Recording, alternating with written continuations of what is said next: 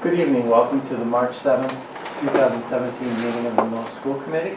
I'll start by announcing this meeting is being recorded and can be viewed on Mondays at 7 o'clock on Comcast Channel 8 or Verizon Channel 37. I'll start with a roll call. To my left, Denise. Here. Not here yet. I'm here. Superintendent? Yes. Steve? Present. Jen? Present. Teacher representative? Marianne? Here. Student representative? Here. All right. Jody, anybody sign in for open session? Nope. All right. And we'll go right to our first item, which is the elementary school building presentation, which Denise is going to do. Okay.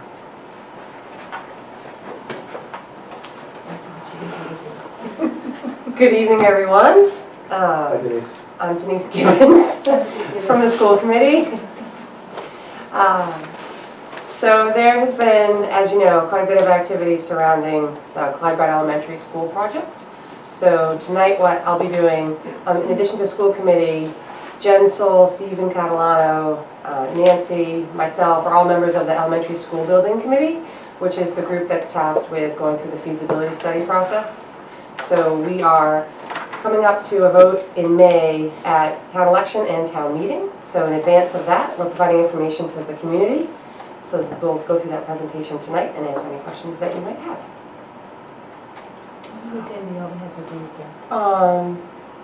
Maybe for the viewing audience, yeah.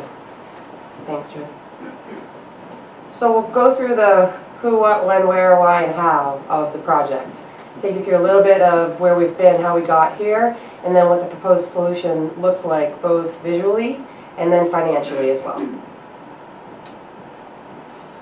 It won't come as a surprise to this group, but the reasons why we started off the Clyde Brown project is the facility over there doesn't support the educational needs, current or future, and the facility systems, both electrical, mechanical, the building itself, the actual facility, are all beyond their useful life. So we'll talk a little bit more detail on those things.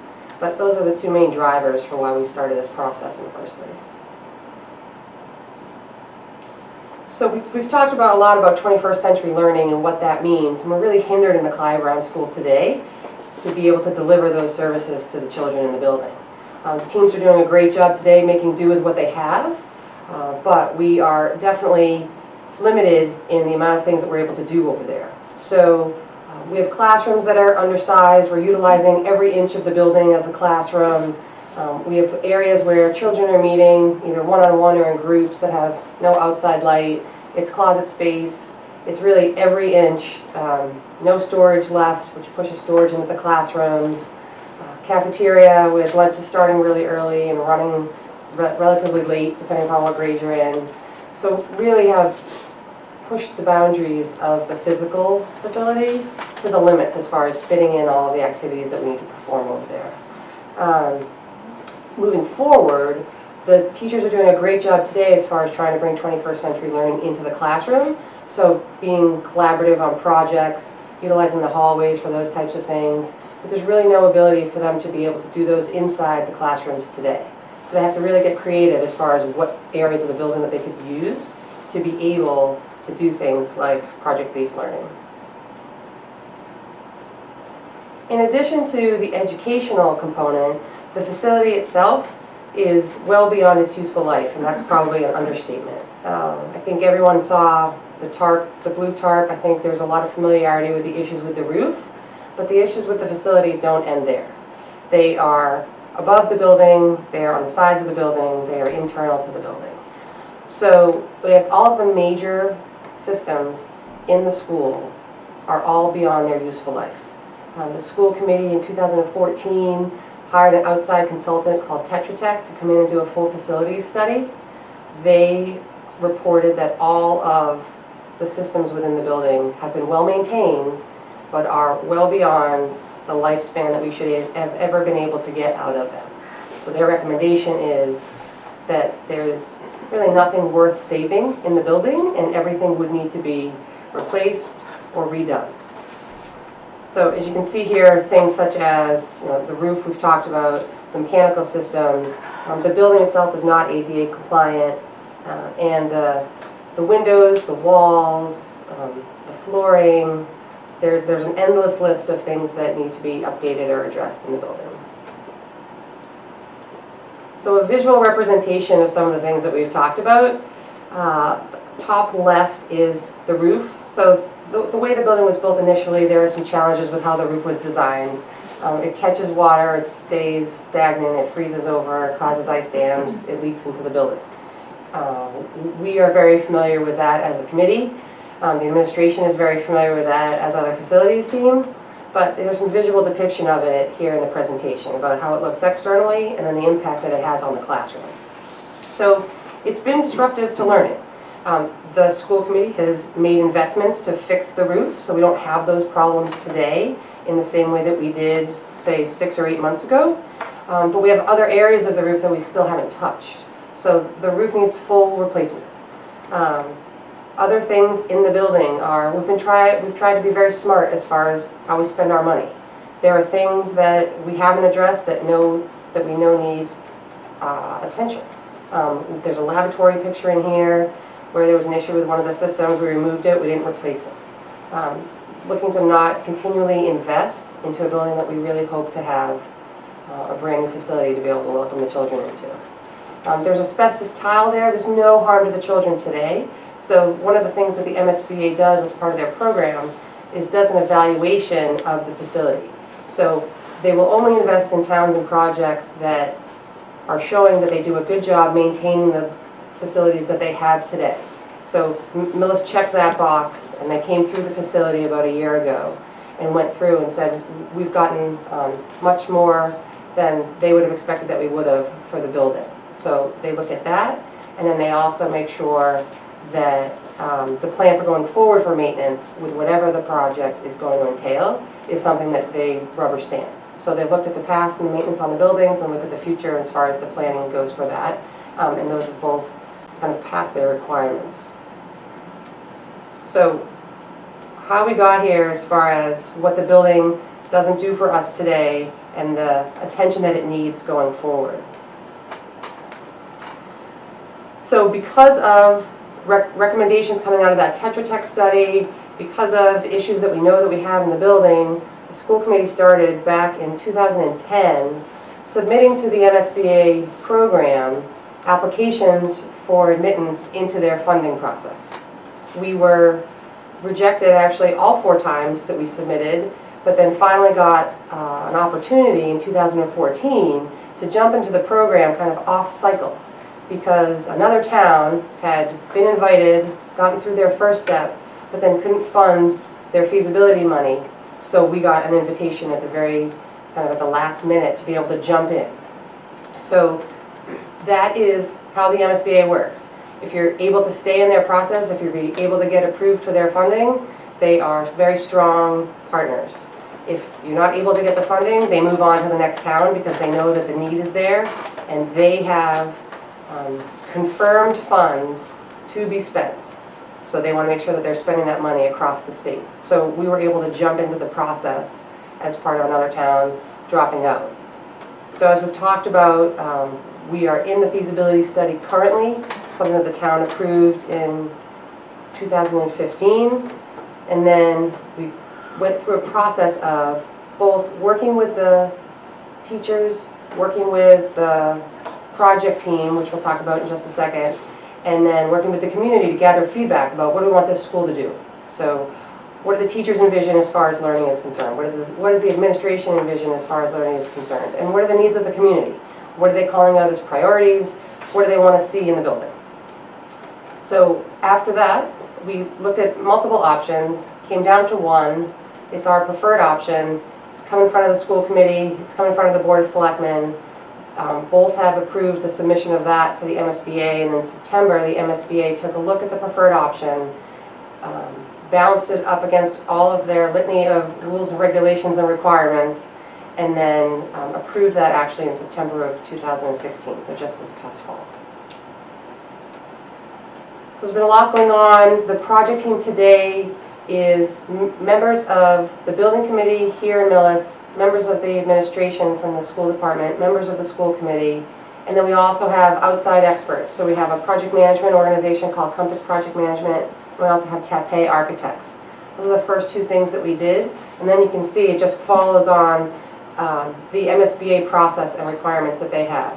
They have a very prescriptive process that they require towns to go through.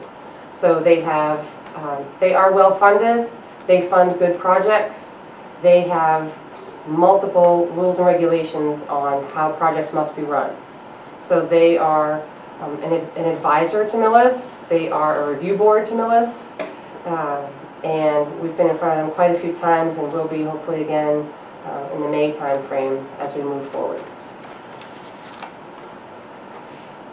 So I mentioned we were gathering information from the community as far as coming up with the preferred option. So just to give everyone a sense of what the outreach has been to date, the ESBC, which again is the Elementary School Board Committee, which is a group of townspeople, both comprised of both the folks that have been building all the new buildings in town. So they've been through this process, they understand what happens as far as building a new building and a municipal building at that. So there are those members, and there are members I mentioned earlier, as well as representative from the Board of Selectmen. So that group has met 28 times since we got approval from the MSBA. There's a subset of that group that's met 20 times, and then there's been those multiple community forums and public meetings that we've had to get feedback directly from the community. And then one of the most important things about the MSBA is they require a building to be built around the educational plan. So it's a facility, but it's a facility that needs to drive and support the educational plan that the district has outlined. So they really look at it from an educational perspective 100%. To support that, the architect and project management team met in visioning sessions with the school administration and with the teaching community to gather their feedback. To those meetings, they bring an educational consultant who's an expert in the field of education and design, and making sure that a design meets all of the educational needs. So there were 3 of those sessions, and then other meetings with town officials, boards like the Board of Selectmen and the Finance Committee, and other boards in town as well. There's a project website that we would encourage everyone to go to get current and past information, as well as future and upcoming events. That is listed on here. This presentation will be on our website for everybody's reference afterwards. And again, we encourage folks to keep an eye on the website for future updates. So I talked a bit about how the MSBA uses the education plan as the foundation for the building. So their process is this. You design the ed plan, you go in front of the MSBA, and they review it in great detail. We are extremely proud of our administration and our teachers for building an education plan that got accolades at the MSBA. They traditionally are a group that has very high standards, and Millis' education plan garnered such feedback from especially the chair, who I believe is a broker, I think it's Brookline, where she said that it's one of the best that they've ever seen. They want to use it as a model for the MSBA, and because she's in real estate, she was going to point people to Millis because of what we're doing in education. So it's really kudos to the school department for everything that they're doing on the side of education. So the building is for educational purposes. There's a design that supports the educational plan, and it really starts from there. So it starts with the teachers, it starts with the administration, it starts with the ed plan, and then the architect's job is to come in and build a building, or design a building rather, that supports all of the things that the district wants to do. So we spent a lot of time on the ed plan. From there, once that was approved by the MSBA, we looked at physical locations for where we put the school. So we had options there that we took a look at, and then to determine what the best location was and the best school area for the town, came up with a list of criteria for us to go through to say, do we want to kind of keep this campus feel here, which we chose yes to that, in addition to multiple other criteria that we looked at.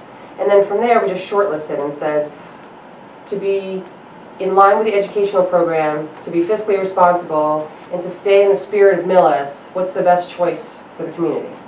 And that's where we landed today as far as coming up with a proposed solution. So hopefully it's a recurring theme of educational plan, educational plan, educational plan, because that's really the driver behind the new facility. I talked about the feedback from the administration and from the staff. These are just some pictures of a couple of the sessions that they had. They were interactive sessions with the educational consultant and with the teachers. They were held in the library at Clyde Brown, and there was quite a bit of group activity. It was really interactive, and you'll see in the design there are specific things that the teachers want to be able to do with the students, and the architect's done a nice job of incorporating some of those that we'll call out in a few slides, based on the feedback that the groups gave during those sessions. While it's all educationally based, I mentioned the prescriptive process earlier. The MSBA has very strict guidelines on what you can build and how you can build it. So the way that they start as far as how large a physical building you can construct is they come in and we go through a process of certifying the enrollment. So they look out in the future, they project based on the development in town and what our current and past enrollment looks like and how we've been trending. And they come up with an enrollment number that they certify, stamp it as approved.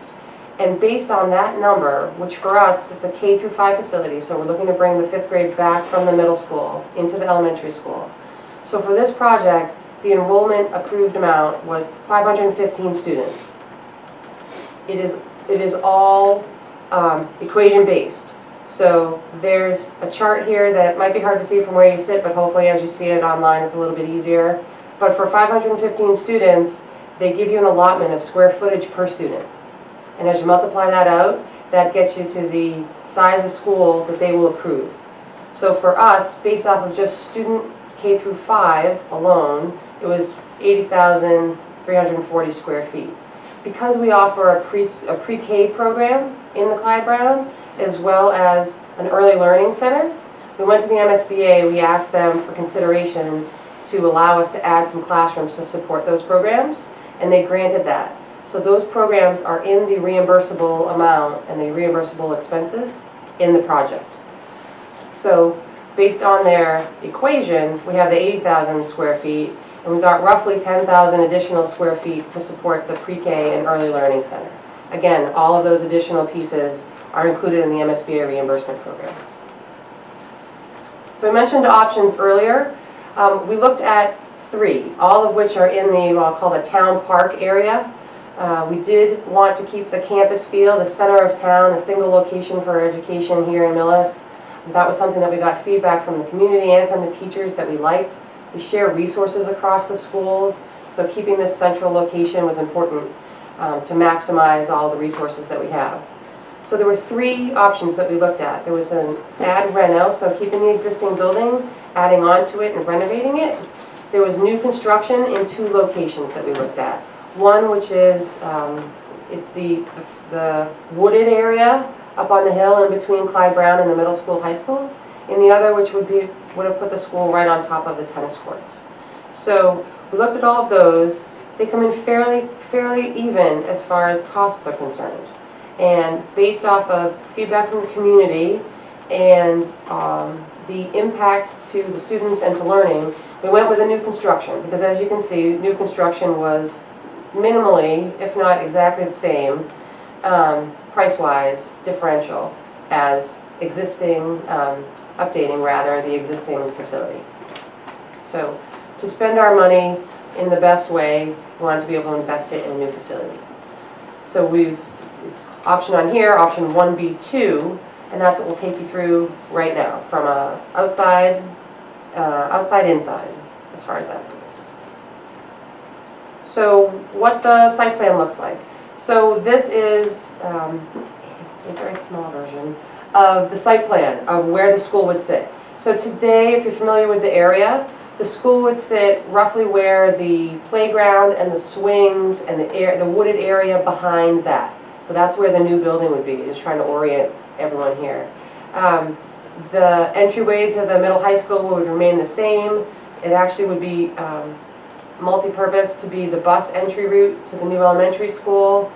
The entryway, the main entrance to the school, would be moved to be coming off of 109 in the same way that folks enter today to come into Town Hall. The architects have come up with a very long queuing line with multiple options to exit. They've taken a look at the traffic patterns, they understand the issues with Spring Street and the Spring Street lot, and they've accommodated that and the traffic that we get during those drop-offs and pickups with a really nice layout from a site perspective. The Spring Street lot remains as extra parking. The parking remains over where the extended day pre-K drop-off is today for extra parking. There's no interruption for the fields.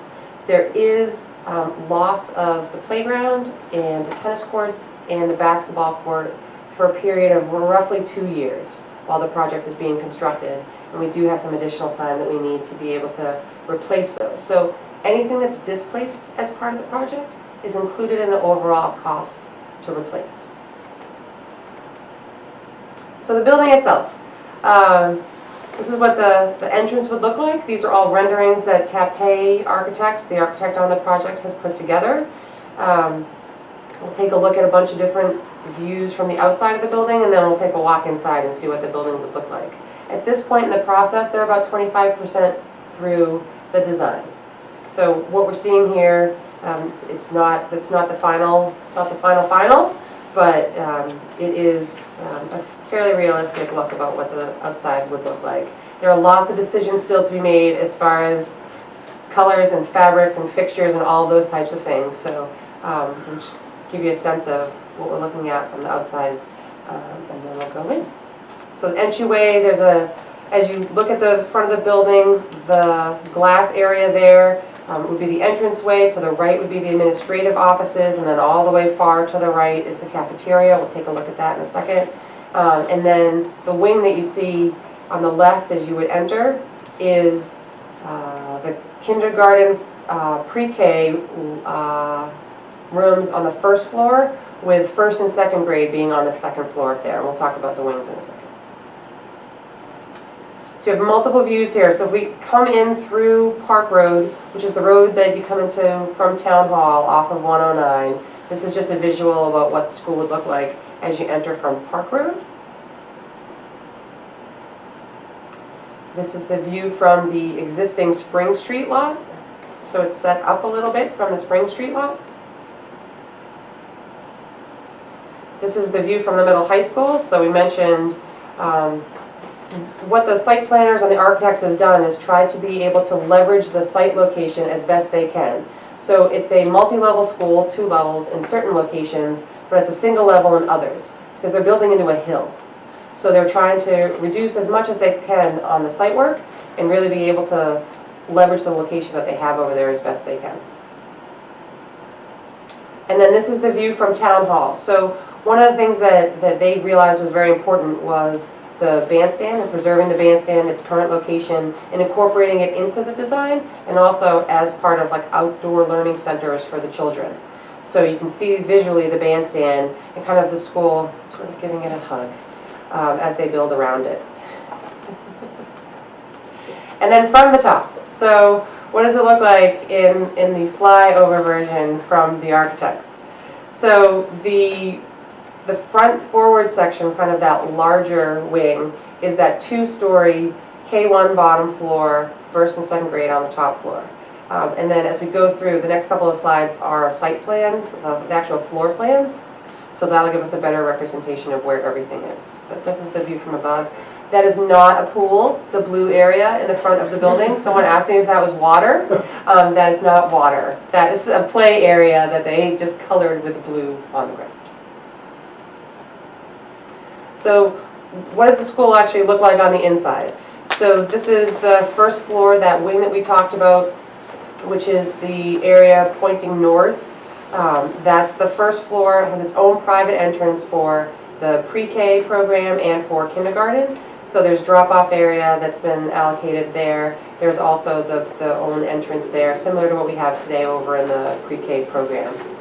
As students enter, so they enter sort of at the elbow on the first floor. As they enter, directly to their right is all of the administrative offices, and then if you continue right, kind of the darker green area is the cafeteria. And then the lighter army green colored area is the gymnasium. The gymnasium is a full gymnasium, so you could play basketball games there. It also has a stage for performances. So that's something that we're hoping that the community can take advantage of in addition to the schools.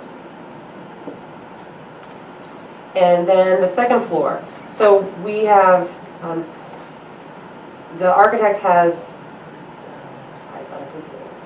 laid out the floor plan such that they are separating it by age level. So K1 on the pre-KK on the first level, first grade, second grade on the second level, again in that northern wing, and then the bottom right wing is third, fourth, and fifth grade. There are orange areas that you see throughout. Those are special education facilities for us to be able to utilize right within the classrooms areas of each of the grades. So one of the goals was to really integrate the special education learning centers into the classroom wings. So that's what those represent. And there's also distributed media centers in both the first and second grade wing, the third, fourth, and fifth, and also one in the early learning wing with kindergarten and pre-K. So now we're on the inside. What does it look like on the inside? What TAPE did was they took a look at things that help kids learn. So one of the pieces of feedback that they provided and their educational consultant brought to the table was daylight. It's a proven fact that daylight helps kids learn. So they're trying to incorporate daylight in every area of the building. So this is as you enter into the main lobby. You can see that you come right in, straight ahead is a visual right into the gym.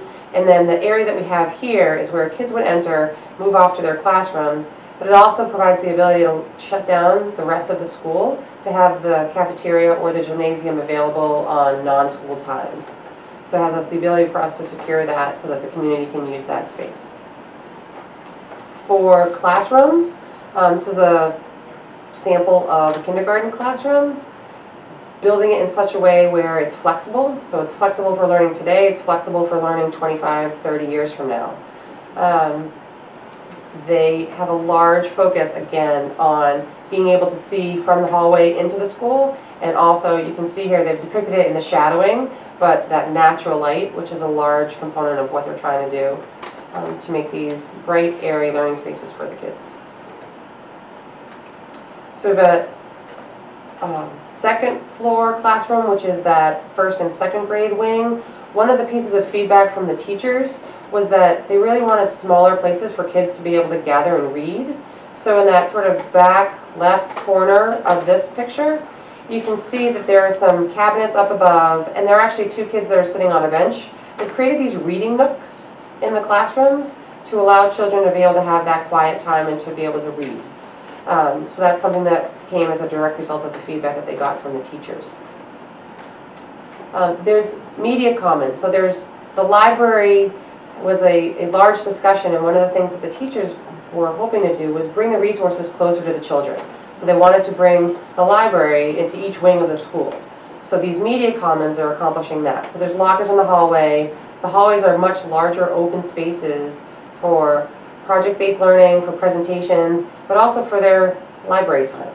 So they can do device work out here with technology, they can do group learning work, and their library tools and all those resources would be with them in their area. Saves a little bit of travel time around the building, but also makes it much easier for teachers to say, go outside into the hallway, research with your team, the resources are right there, come back in and let us know, report back to the group how you've done. To have a dedicated space in the building for STEAM was something that the team on the educational plan, it was a theme throughout the educational plan. So this is a lab that would support science, technology, engineering, arts, and math. It has the ability to be able to fully open to that outside space. So you could use it for those pieces, and you could also use it for presentations as well. So some really nice features that the architect has put into the project. We talked about it a little bit from the outside, but this is a depiction of the cafeteria. A very nice, bright space. They're really trying to take advantage of the location that they were in and how they placed the school on the site. It's one of my favorite slides of the whole entire presentation. It's the CAB. It's hopefully a space that not just the schools will use, but also the community. It's a great meeting space for the community as well. And then here's another one of those early learning, or another one of the media commons. This one is geared towards the pre-K group. So this is in the early education area of the building. So the impact that the new building will have on education. We talked about the things we can't do in the current Clyde Brown today. This facility allows us to take those things and push them beyond even what the teachers are envisioning going forward. So it supports project-based learning, it supports 21st century learning. It allows us to free up space here at the middle high school by taking 5 classrooms of 5th graders and moving them back into the elementary school. We know that we have some space issues here at the middle high school. This helps defer for us some of the work that we have here at the middle high school by being able to alleviate some of that space issue and move those 5th graders back to the elementary school where we feel it's more educationally appropriate. We talked about STEAM and the facility's ability to support that, integrating the special education classrooms throughout the school, and also integrating extended day into the school facility so that we don't have anything external. We don't have the extra classrooms outside of the school in the same way that we do today. So we've heard a lot of feedback about all of these things, the educational plan. We want all of these things for the students. How much does a total project cost? So the way the process works is there are 2 levels of cost estimation that occur. All of that goes through a very rigorous process of being validated, and then we come up with a projected project cost for the whole solution. So I won't take us through all of the individual lines because we have the information here, but one of the things I think it's important to point out is we've done a lot of building in Millis. It's been expensive, but it's provided us with a lot of experience on some of the right things to do when building a new building. So one of the things that this project budget has incorporated within it is a heavy amount of contingency. We've run into issues with other buildings in town. We've done all of the due diligence and more, some by our own prodding, others just as a requirement of the MSBA process. So there's a very heavy contingency. It's about 14% of the total project budget to be able to come up with some of the unknowns that we just can't know at 25% of the way through the project. So the total project budget is $51,766,000. That is the number that the town would have to vote on to appropriate in May, both at a town election and at town meeting. The way the MSBA program works is they have reimbursable expenses that they will reimburse to Millis. Based off of going through a very detailed process with a project management team who this is what they do for a living. They do MSBA projects. They've gone through that and they've come up with a maximum facilities grant that we could expect back from the MSBA somewhere between $21 and $21.3 million. That would leave the town share of the budget on Millis somewhere between $30.3 and $31 million. As we get through this process, in April, we'll have a solidified number from the MSBA as far as what we can expect for the reimbursement. So we do believe that we will be within that range, but that's a number that is subject to the MSBA's final determination. So we've broken it down into individual impacts for the taxpayer. So for the average assessed home value in Millis is $359,864. The life of the borrowing would be over a course of 30 years. So taking everything into consideration, the average taxpayer in Millis, based off of assessed value, the average impact would be $591 annually. We provided here for reference purposes kind of ranges of home assessment values and also ranges of how much you would pay over the life of the 30 years. So what would be the high end and what would be the low end. So again, this will all be available on, I think it's currently available on the project website. It will also be available appear on the school's website as well. So we understand what the project is, we understand what the project costs, what's the process to actually have it approved in town. So it's a two-step approval process that the town of Millis has to go through. At Maytown elections on May 1st, we have to vote on a Prop 2.5 debt exclusion. There's a simple majority required to pass there. So more yeses than nos. All we need is one more to actually pass.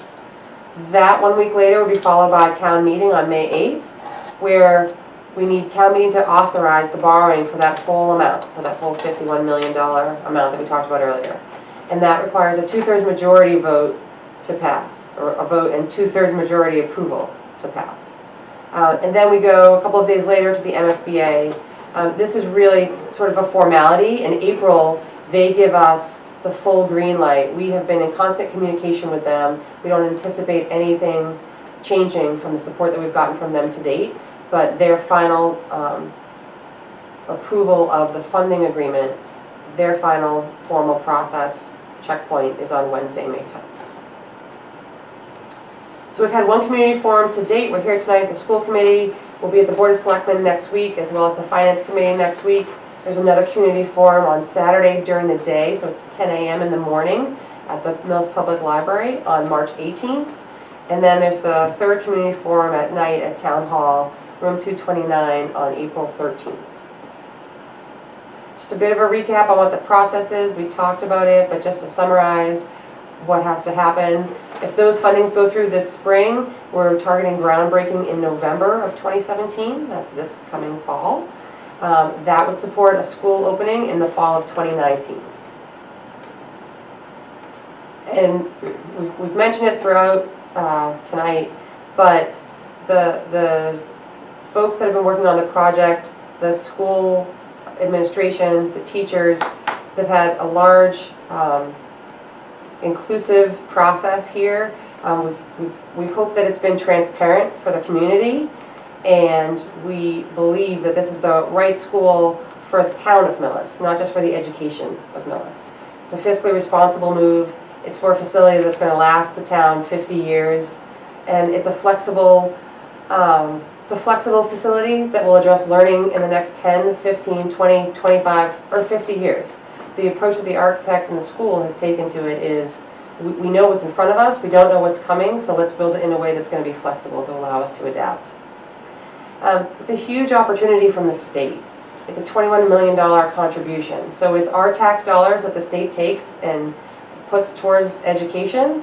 If we don't take advantage of this opportunity, there's another town right behind us that will.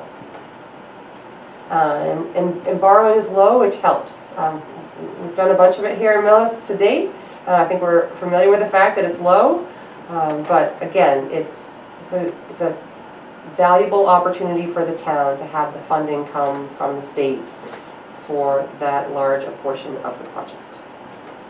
So just some information about where you can get more information. Questions for this group I can take. Anybody watching, please feel free to look at the website, email us at the email address that you see here, and there's also a Facebook page where there's frequent updates that are pushed out to the community. Questions? Well, first, thank you guys very much for your time and effort and work that you've done for the last year of months. I know how much time you guys put into it. I think a couple of things from this presentation, it got touched on in the beginning, but the definition of confirmed funds and the kind of guarantee from the state. So once they determine that 21 million is what Millis is getting, it's basically guaranteed from that point forward. There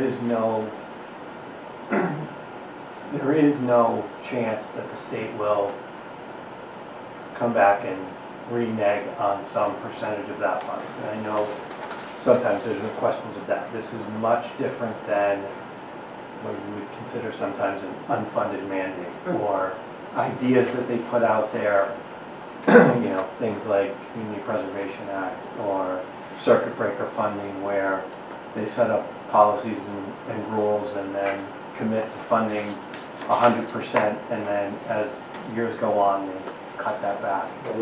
This is not in that.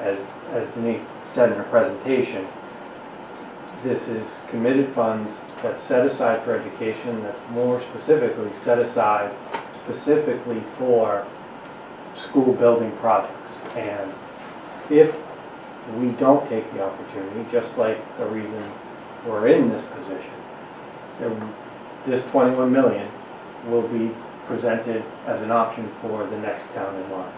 So I think that's a very important aspect of this when we're talking about the funding sources and the reliability on the state. So we actually will sign a funding agreement with the MSBA. That's part of the process. So when we vote our share, they'll have a vote, and then the next step is a funding agreement where both sides kind of outline how much money they'll be spending. So that we're entering into a contract with the MSBA, funding agreement. Just because I don't know off the top of my head, how big is the current playground square foot? 64? 63 or 64. I think it's 64,000 square feet. So just for point of reference, the state's immediate guideline right now is an 80,000 square foot building. So the building that we have today is roughly 25, well, just the K through 5 was an 80,000 square foot requirement. Right. We have a 60,000 square foot building that also houses pre-K.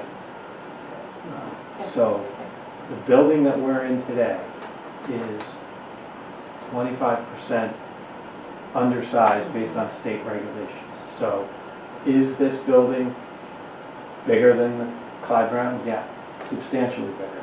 But it's only at the guidelines, and I actually just quickly using the 73 students in preschool right now, that extra 10,000 square feet that we were granted is less than another 156. It's actually only 137 square feet per kid. So the preschool wasn't added on at the same rate as the K through 5. So yes, it's a bigger building, but it's at the state requirement of what we need to have to build. It's not, that the decision was made to just make a building that's 30,000 square feet big. There's a reason and actually a funding, a formula for how we got there.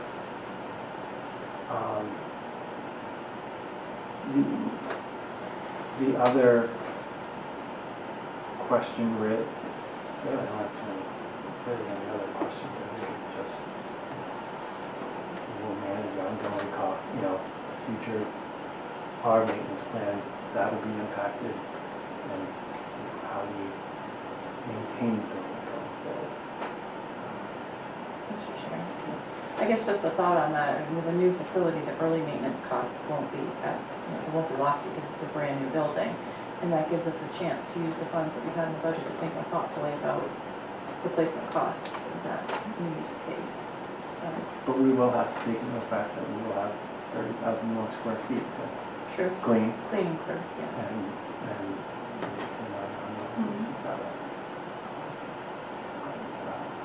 One could argue it'd be a lot easier to clean that space than the existing playground. that's true as well. So Mr. Chair,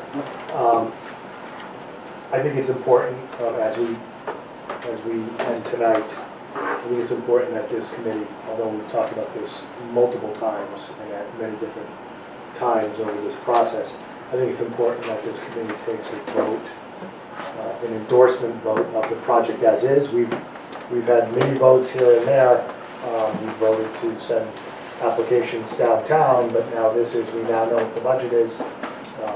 The school building committee is going to be asking for endorsement votes from the Board of Selectmen on Monday night, and an endorsement vote from the FinCom. So the state, the MSBA, likes to see all of the major players endorsing this project. I don't think there's any question that we are endorsing this, but I think we should go through the questioning whether you would entertain a motion of an endorsement. Second, oh, sorry. I guess So that's moved. Second. I don't think there's further discussion. All in favor? Aye. There's another issue, Mr. Chair, that I think it would be helpful to have a conversation. At Thursday's forum, there were a couple pointed questions about what are we going to do with this building? And what is our plans for this building? Because people want to look at the big picture. And I went up and I fielded a question, and I was pretty candid that I can only speak so far. You know, we have to talk as a committee. But the reality is, not to get into the weeds, people are looking for a time frame on when we were going to do that. Now, clearly, the needs in this building are not as emergent as the Clyde Brown. This building received a renovation back in 2001, so it's got the latest renovation of the school building was in this building. The moving of the fifth grade back will help ease some of the burden. It doesn't eliminate it. As I stated on Thursday, there are six teachers on carts right now. We're freeing up 5 classrooms. We don't have enough space as it is now, so it's helpful, but it's not a permanent solution. But I can understand the residents that raise the question. They want to know, you know, they feel like they're being bombarded with buildings, and I get that and I understand that. And if I was just thinking through what looking at this building would be, let's stipulate that the building will be passed, right? So we start building in 17. The building is occupied in 19. Kids move over, the fifth grade move over. There's going to be some growing, right? I think we need to run a couple of years of the new building, seeing how we can adjust through a couple academic years, school years, with the fifth grade out. So if we were going to just use that, that's 4 years. So that would be probably the earliest that we would start to apply for MSBA funding. There's no guarantee that we would get it immediately, and we did 4 years and we got rejected all 4 years. So even if we did even if we applied in the 4th year, got funding, that brings us into the 5th year, and we are now 2 years into this process, March of 15 to March of 17. So just using that timetable, at the earliest best case scenario, which we don't think will happen, is 7 years. The reality is we're probably looking at anywhere from 9 to 10 to even 12 years. So there's no way to commit to a specific time frame, but I think the town, I think as a committee we need to have some sort of, and we can't hold future committees to what we're voting for, but as this committee now, and as we stand before the residents, I think it's important that they feel comfortable that we're not dangling the keys here and then we're going to come around. So Yeah, I mean, I heard the question at the forum, and I think I agree. There is validity in the question. Yes. Look, we're basically talking, we're going through this 5-year span of having to touch every major building, public building in town. But yeah, logistically, it would be virtually impossible for anything to happen in this building for 7 years. And that's if we as a committee, or the committee at the time, if the decision was to submit in the first possible year that you had it. I mean, that's doing it. You figure you need at least, as Steve said, at least 2 years, 2 full academic years. Then you need some time to digest and actually come up with what you're looking for, potentially, to put an application together. So, 2 to 3 years, then you're hoping, if it came through. I mean, 7 is the absolute minimum if the school committee took the most aggressive approach at addressing this building through an MSBA project. And I'm not sure that I don't know that this building needed that much, and I don't know that it would, that's the place it would go. We also, there's no guarantee it would happen. Mr. Chair. Go ahead. As a follow-up to that question coming up at the forum last Thursday, we spoke with our project management team, and they advised us. They said that building, middle high school facility, is not one that would fall within a new building project for the MSBA, because their requirements are your building has to be in a condition where, even in order for it to qualify for a new building project. So he said the state of that building, it's in good shape, but we have space issues, but the facility itself is in generally like really good shape.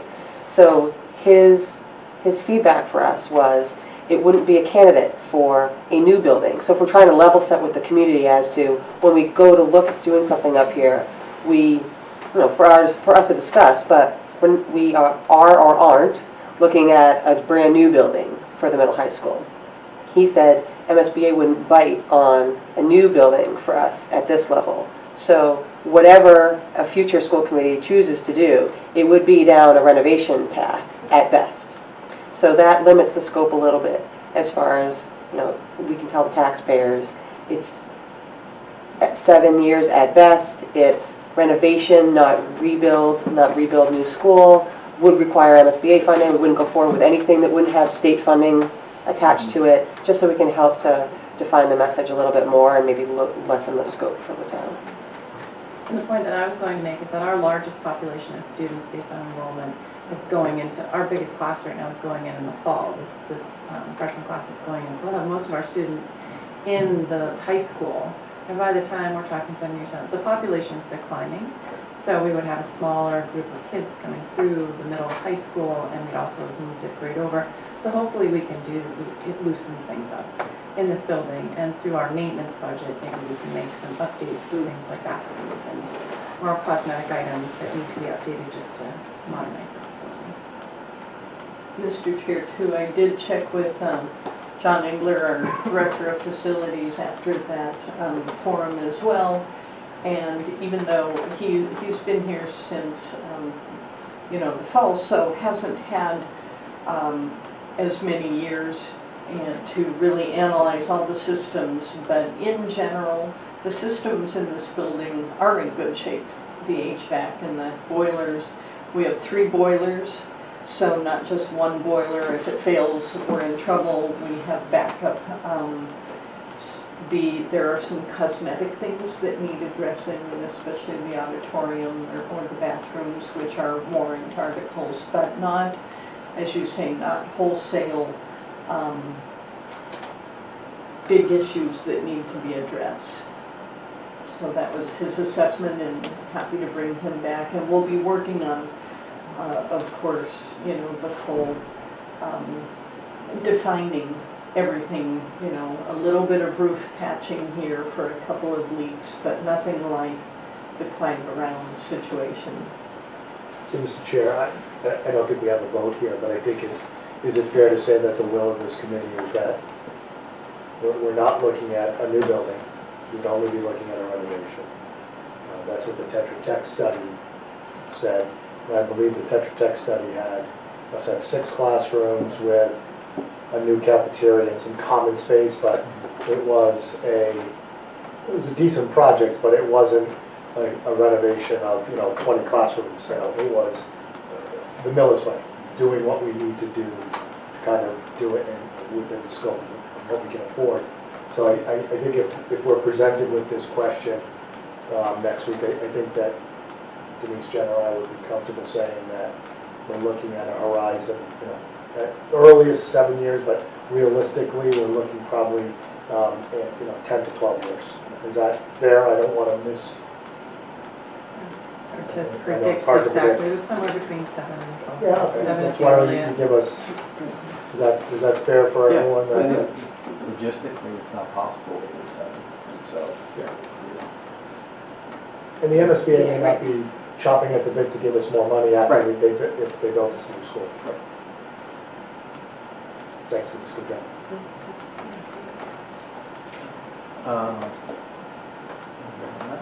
Okay, then we'll go student representative.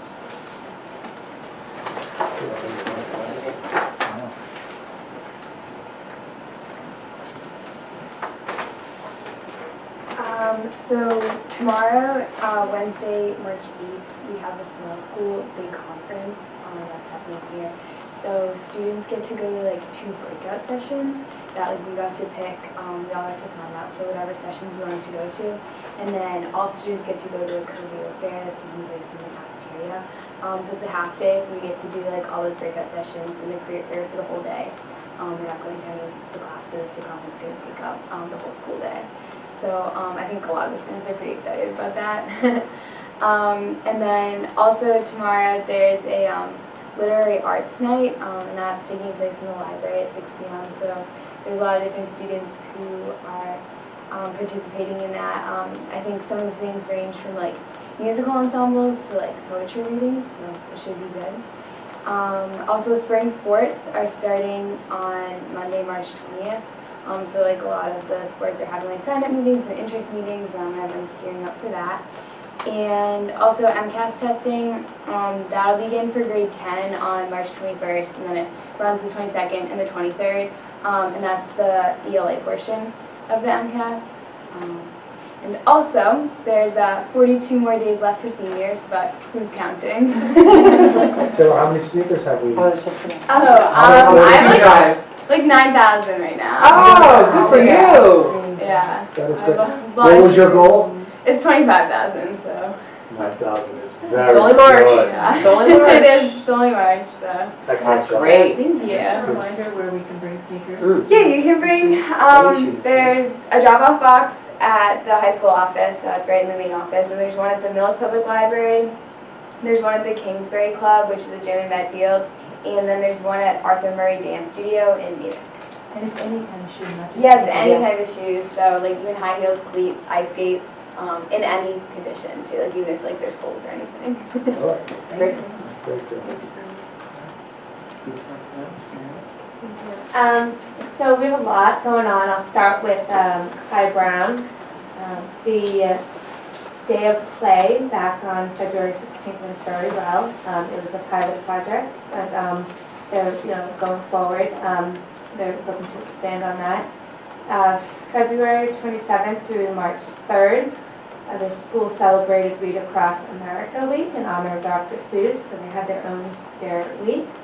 Pat Roncelli and Ann Galuzzi of the Innovative Technology Team is developing a blog that highlights the amazing things the teachers are doing with their digital learning. In the middle school, this evening, the High School National Honor Society hosted its 2nd annual spelling bee, so that should be over.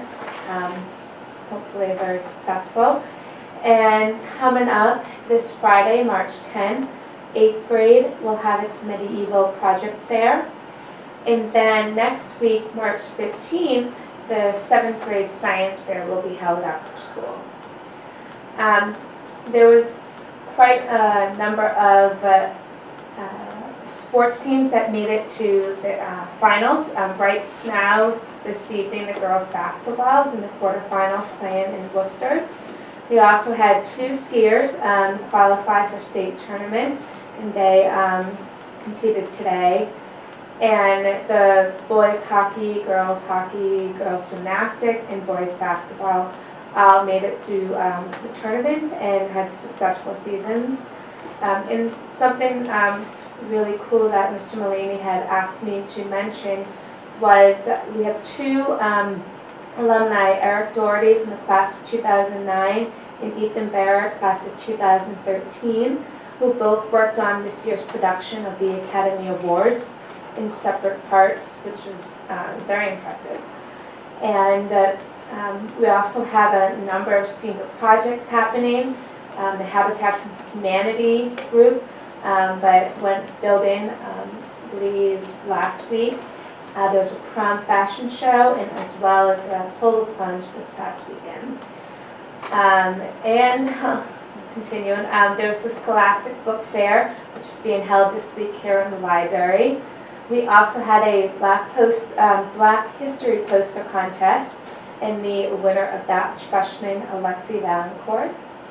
And for my youth and government students, we had 21 Millis students participate in conference this past weekend. We had 9 students serve as lobbyists, 3 participated in mock trial, and 9 in the legislative branch. So we had awards going home with us for outstanding lobbyist, outstanding justice, outstanding officer, outstanding representative, and premier delegation. So it was quite another successful year in Boston. Exciting things coming up. We also have a Superior Court judge that is coming to Brian Crady's law class this Friday. There's a junior college fair in the cafeteria next week, which is Thursday, March 16th in the morning. So that's it. Marianne, isn't that the 5th year in a row you've won Premier Delegation? Yeah. That's very impressive. That's great. Congratulations. Thank you. Next is superintendent's report. Yes, Small things and then- Taylor White mentioned the Small School Big Future Conference that is tomorrow, and I just want to mention that the guidance department, Riley Stevens has taken lead. She's worked with Mark Vicky on this and really taken this idea and done a fabulous job. I've included in your packets 4 pages of the offerings, the workshops that kids can sign up for, and it's run like an adult conference would be. So students choose their workshops, some of which are about money management, careers in sales and business, doing what you love, earn while you learn, apprenticeships and etc. Making your first year of college count even if you're undecided, getting your life back in terms of managing stress and time management, getting your dream job, writing resumes, interviewing, networking tips, all kinds of fabulous workshops, and all volunteers that are coming in to present these career skills, future readiness, really skills for our students, and it's going to be, I think, a very exciting day for them. And then in the afternoon, in your packets also, you have what teachers will be working on in their professional development, a lot more project-based learning, real-world relevant learning, and especially using Google Classroom and some other resources. So at Clyde Brown, they'll be also tackling and refining our writing curriculum and developing proficiency scales for that. So there's a lot of great stuff happening across the district tomorrow. Enrollment, you have an enrollment update. We basically have 3 more students overall than last month, 1 fewer out of district placement, and 1 student did move, so 1 fewer choice student, but we have 1,355 students overall in the district. And the rest is part of my budget presentation, so I'll move around to the laptop if I may.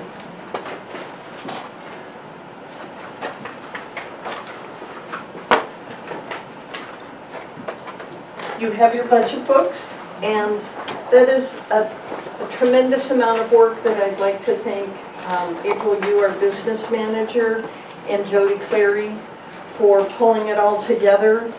and making, really, our budget process is a very comprehensive process that we start in December. So as I connect here, thank you, April and Jody.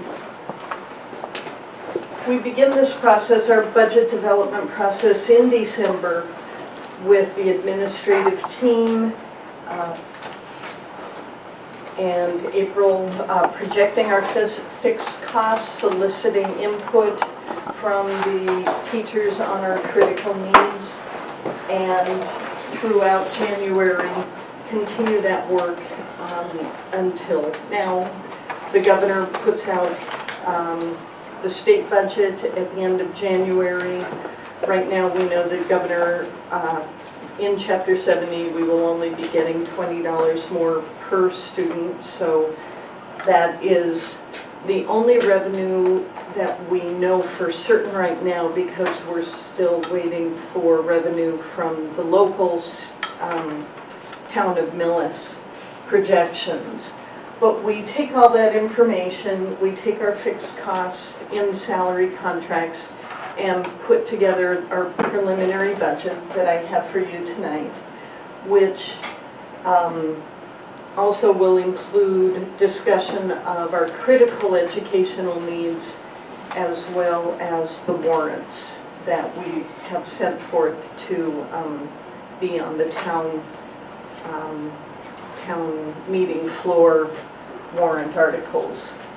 Then in March and May, March, April, May, we continue to get information from the state as they go through their budget process. The House and the Senate deliberate, but and finally the Joint Conference Committee comes up with a final budget in sometimes June, sometimes July. But the town meeting, our budget will be voted at town meeting in May. It is a very transparent process. I'm doing a listening tour, trying to meet with all the grade level and departmental teams right now to talk about what's going well and what they need, much like the school committee did with the administrators in our last meeting, where we were able to talk about all those critical needs to make Millis an even better place for students. Pardon me. Because what we don't want to have happen is for example, when we got the grant many years ago from Ellen DeGeneres and the $100,000 grant for the middle school, and teachers asked for, as part of that, when we solicited input as to, okay, what do you need? And they asked for metric rulers, and we're like, oh my gosh, please ask for those, don't wait until we have a grant. So that's one of the intentions of the listening tour is to, I really hear a lot of wonderful things that are happening throughout the district, but I also hear what they need to do an even better job. So we, with the town, have been engaged with the consultant the town has hired to listen to what the best practices are in budget development. And I'm pleased to say, because a few years ago we had an MASBO, Mass Association of School Business Officers, audit and review of our process, that many of those best practices are already in place. So we try to develop a budget that meets the needs of students primarily. That's our core mission. It's strategically aligned to our priorities, the strategic plan that's in the district improvement plan, that it's collaborative, that it's transparent. I will be presenting this after we get revenue projections from the town. I will present it to the faculties as well and answer any questions they may have. We try to not only maintain but improve our programming every year. We're never resting on our laurels. There's always much that we need to address to improve. Prioritizing our staffing, and I'll speak to that later with some very interesting graphs. Maintaining class sizes. We always are monitoring closely our expenses and seeing where we can be more efficient. And we try to be proactive as well, especially in terms of the needs of special education students and planning for that. Right now we know we have a cohort of students in preschool and the actively planning for them and how to meet their needs going forward.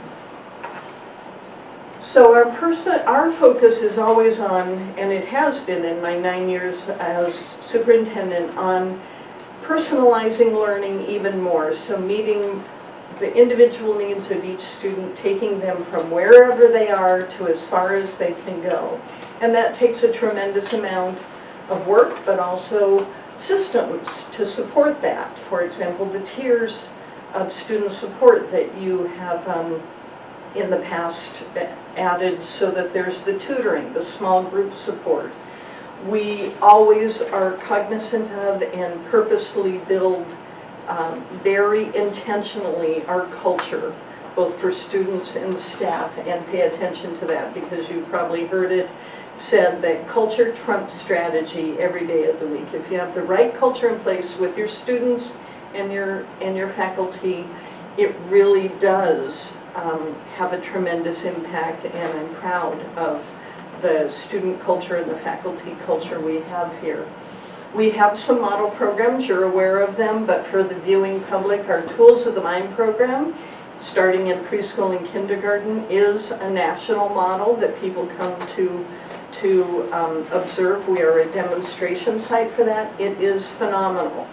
We have, of course, the Spanish immersion program that has been a model for 20-something years now of really tremendous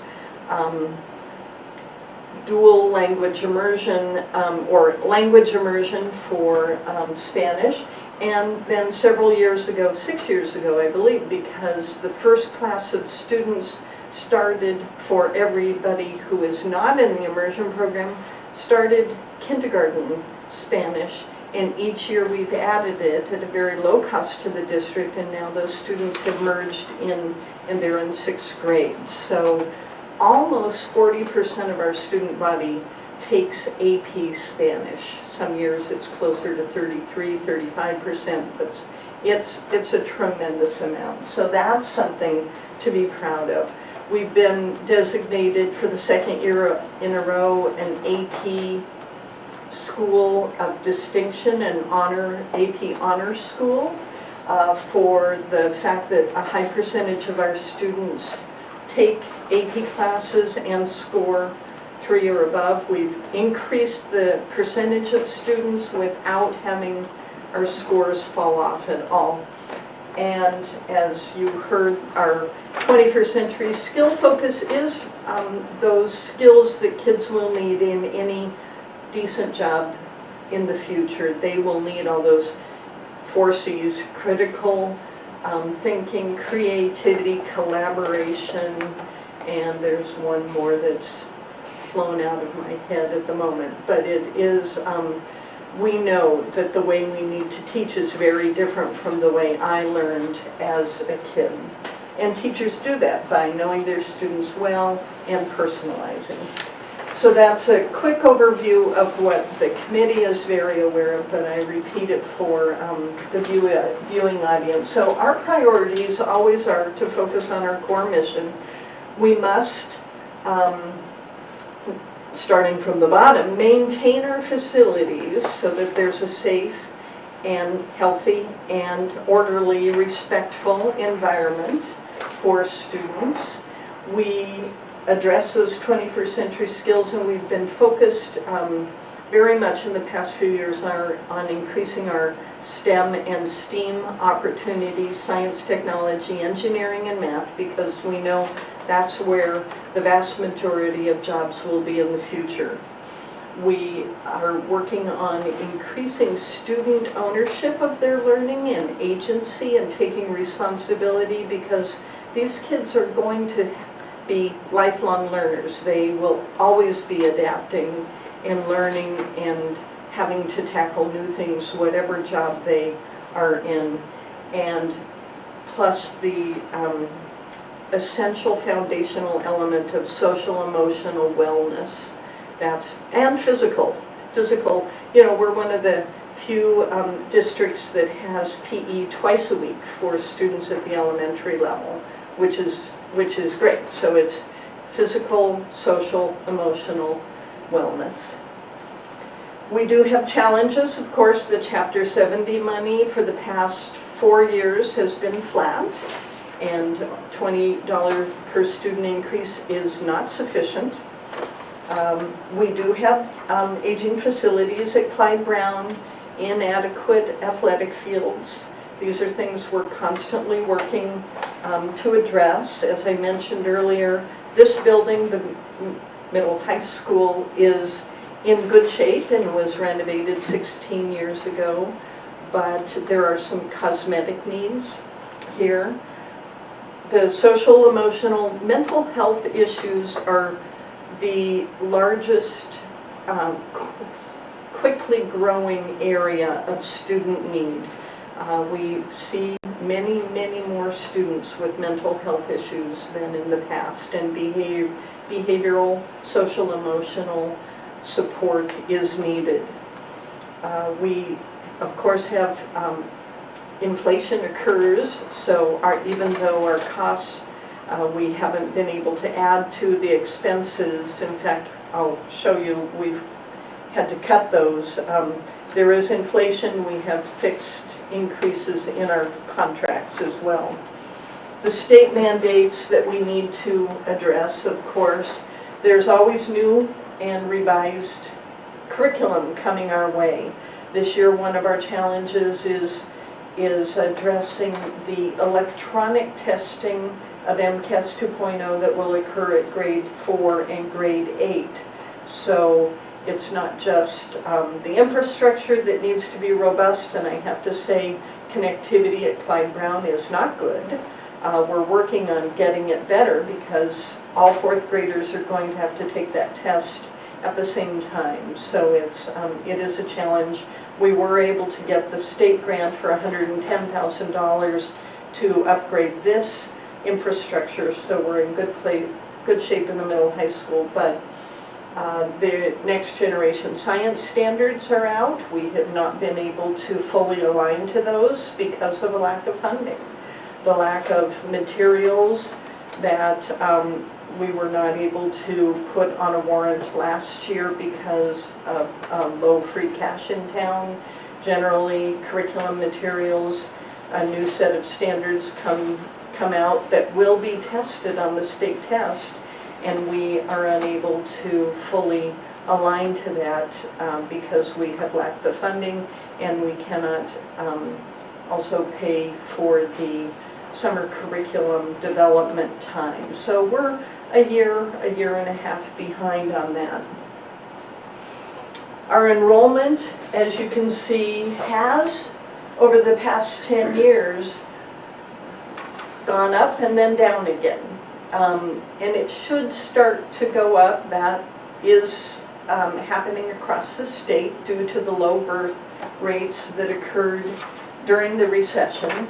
We're seeing that. We do have good news on kindergarten enrollments. They were projected to be around 67 to 70 according to the census, and we believe it'll be closer to 80, 85 kindergarten students enrolling, which is very important for our funding. And during that same time, partly because of the decline in enrollment, but also because of a very deliberate philosophy, we have been able to reduce our student-teacher ratio from 17.3 in 2004, and that includes all special education teachers, unified arts teachers, whether it be art, music, speech and language, all teachers supporting the educational process to a student, down to 3.5 teachers per student today, which is tremendous, because if we had to make cuts, and during my 9 years we've had to make cuts 5 of those years from a level service budget, we are now at the state average of close to 3.2. The state average is, 13.2. So it looks like we've been doing a great job getting more support, getting more staffing, because we basically know that that is the crucial element for good education for our students. But even with all our progress, we're now just at the state average. So class sizes in Millis right now are very, very good in terms of, you see in kindergarten we have about 17 students per class, and it ranges 17 to 21 at grade 2. Grade 4 is 18.25. Grade 6 is a bit higher at 22.25. And then we get to the high school where we do have large class sizes, especially Marianne Zemba can tell you in social studies, where we only have 3.2 teachers for, and everybody pretty much takes social studies every single year. So we do have classes up to 30, but then there will be in the high school level some very small classes of maybe 15 to 17 students in some of the electives or the AP classes. So the maintaining class size is crucial because of the greater social emotional needs of our students these days. If it is when, and we're asking teachers to personalize, so you can't personalize education and meet the needs, especially the social emotional needs of students as well as the academics in a large class. You can see here, it may be difficult, but this will also be on our website, but our current enrollment of, and our current number of teachers and our projections for next year. If we were to reduce a teacher at any of those grade levels, now that kindergarten is up at perhaps 80 to 85, we would be looking, we're at that, that zone where if we reduce a teacher, class sizes would jump to about 27 per classroom, which is not a good place to be. 22, we could support 24 even in 3rd, 4th, 5th grades, but 27 is too large. We do have one retirement at the 4th grade level, and this budget that I'm presenting tonight does not replace that teacher because we do have smaller class sizes at Clyde Brown. One teacher will have to move up the grades because of the bubble we have. Grades 4 and grades 2 are smaller than grade 3, so the teacher will move up. Over the years, we've done a good job of increasing our choice numbers. And choice, since it's spread out through the district, those 80 students bring with them desperately needed funding. And it's a testament to the quality of the programming we offer. Meanwhile, we've reduced the numbers of students choicing out of Millis down to 26 in this current fiscal year. And that's important because that comes right off the top of the cherry sheets in terms of funding that comes to the, or gets taken out of the revenue from the state to the entire town. So this is a graph from the Department of Ed website that shows the increase in yellow of incoming choice students and the decrease in blue, so the gap is widening. And That is important, it's essential to maintain. Unfortunately, we have to find a way to move. We've been paying salaries. Over $600,000 of our salaries come out of choice currently, and that is not sustainable because we no longer have any cushion in choice. So we have relied on choice as a district for salaries, whereas many districts use choice for one-time expenses such as technology, or it might be an infrastructure cost, or repairing buildings, repairing a roof, or remodeling and replacing the seats in the auditorium. Those are the typical types of things that choice is used for, because you know, when you rely on it too much, then there becomes a salary gap. We did see an increase this past year.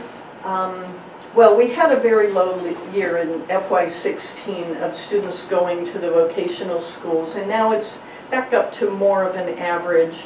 The vocational schools also are improving their offerings and addressing career readiness, and so this is Norfolk Aggie. We have a few more students going to Norfolk Aggie and Tri-County. Then we'll be monitoring this closely. It's another important reason we need to address career readiness.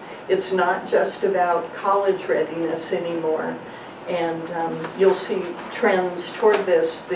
With the new, you heard Mark Dickey and Riley Stevens, our guidance counselors, talk about the incentive at the state level for kids to attend community colleges and then move on to the state schools, and that's a tremendous opportunity for students who you know, might not otherwise be able to afford college. Our charter enrollment from Millis remains low, which is good because that also comes off the top of the cherry sheets of our Chapter 70 funding. Private and homeschool increased by about 13 students last year. We're not sure, we're monitoring this. We're going to be doing some more outreach to families to see if this might be just that the economy is improving and people, there are more homeschooled students as well as going to private, but not, you know, not a tremendous amount of an increase over, say, you know, it's 3 students more than in FY12 and still a lot less than in FY10 and 11. And these charts are all in your budget books in the last section. The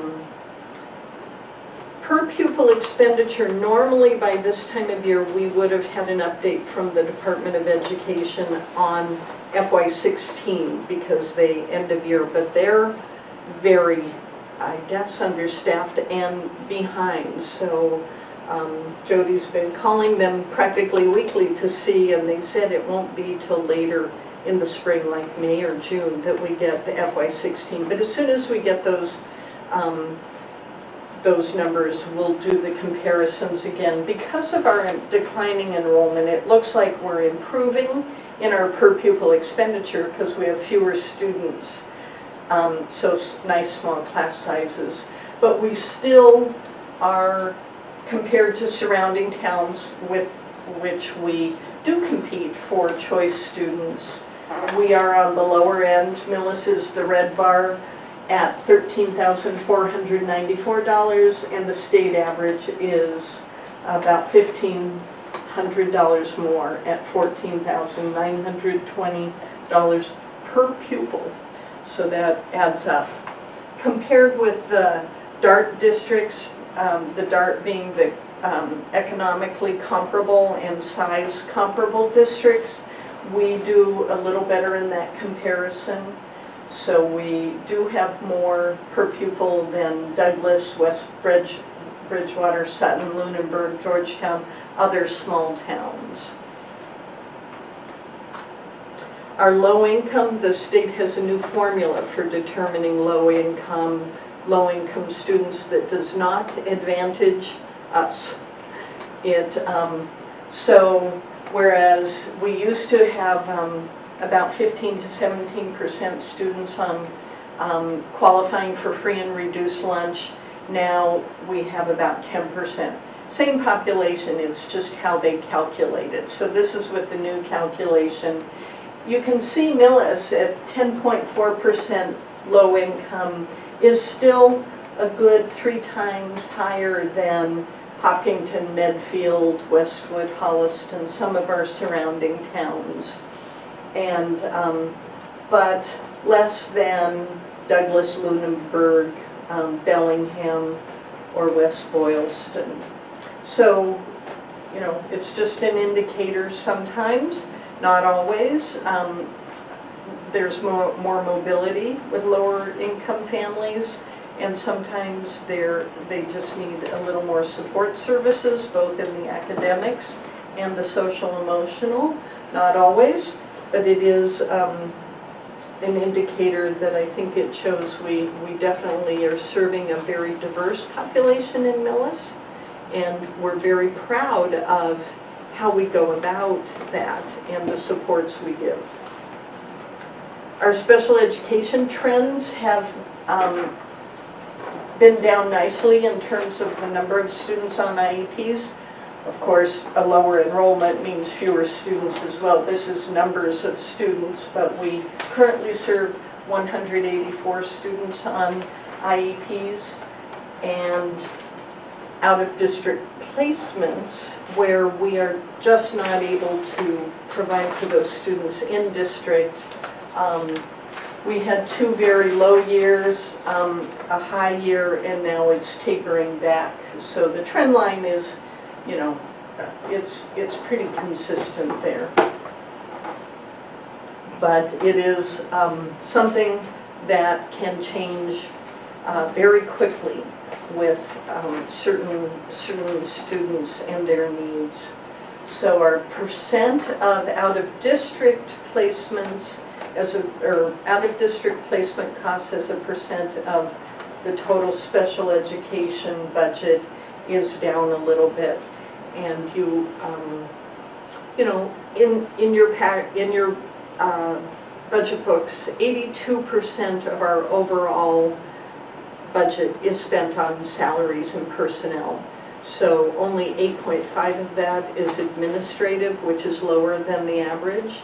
And we, as I mentioned, have deliberately, whenever we had to, tried to cut expenses in order to preserve personnel. During the years of FY12 to FY15, we actually had a 12% decrease in our expenses. And then in FY16, we had to make about $636,000 reductions from a level service budget. We did that with $45,000 in expenses. We did have some hiring savings then in veteran teachers going on maternity leaves.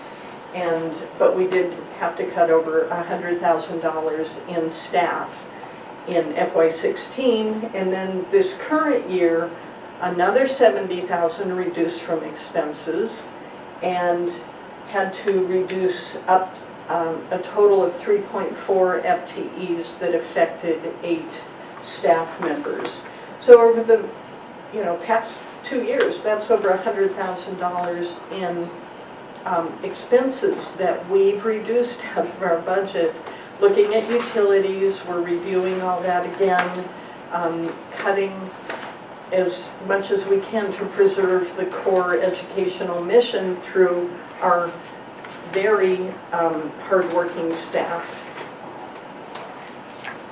So, in general, at the top you have last year, or this current year, FY17 budget. It is our current year of $14,357,995. We are in need of a 4.88% increase to salaries to honor the current contracts.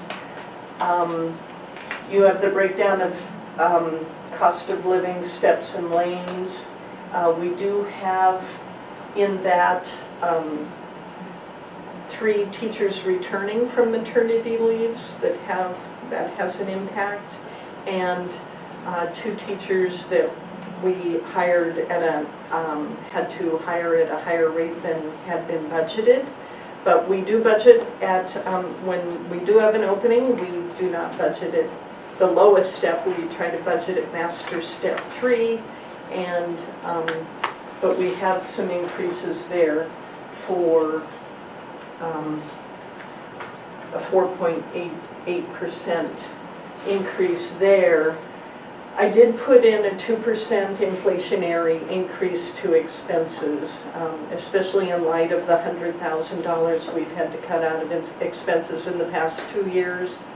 We do have some places where we need to add, and the maintenance, repair, normal repair, etc., is adds $50,000 to this preliminary budget for a total increase of 4.37%, which is a $627,776 increase over last year's budget, and the total is close to a $15 million budget, $14,985,771.